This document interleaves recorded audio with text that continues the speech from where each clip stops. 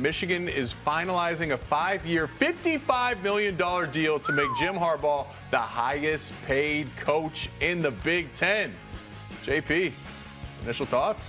Well, I think it's the right thing for Michigan to do. I'd put a contract in front of him. I've been saying it for weeks now. I probably still would have done it even throughout the scandal. So totally there. We'll continue this conversation in just a sec, but we want to welcome everybody in. Jake Butt, Michigan Wolverine, Joshua Perry, Ohio State Buckeye. Also want y'all to get involved. Scan that QR code. You can submit your content. You can also get in the YouTube chat. We love your comments. We respond to some of your comments, and we want to get that going. But this has been in the works for a little while. They've been talking about this contract and took a back seat, of course, during the scandal that was going on. But now it looks like the deal is close to being done.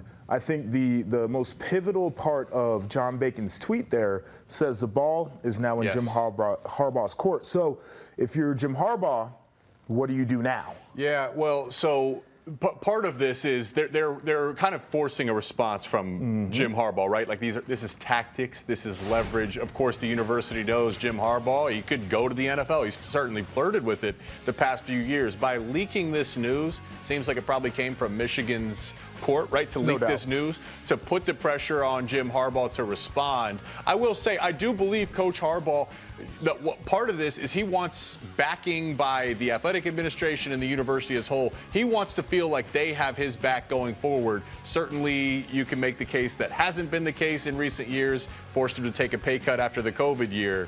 But, this is a good deal. This is a good deal. Highest paid coach in the conference. Ball is in Coach Harbaugh's court. Yeah, and I understand Jim Harbaugh's feelings and his thoughts of having to take a pay cut. I think that any man would feel disrespected in a way by that, maybe underappreciated in a way by that, and the turnaround since then has been remarkable. I get where the university was at that time, too, where it's like, hey, man, we got to get something figured out. And so now you put him in position to honor all the things that he's done and to make him the highest paid coach in the Big Ten, an honor that he deserves. If I'm Jim Harbaugh, I feel iffy about the way that this is coming out, simply from the standpoint of I think everybody needs to do their due diligence on opportunities that come their way. And I think that he would be it would make a lot of sense for him to come back to Michigan. I think he'd be wanted and respected. I think he'd continue to do a good job there. I also think he's looking around at his locker room and saying, we got 44 seniors and it might be a little bit of a tougher road. And as much as they love me right now, we saw how quickly they can turn on you as well. I know the NFL has always been an intriguing opportunity for him, and he probably feels as if there's unfinished business both in college and the NFL that he's going to have to weigh there.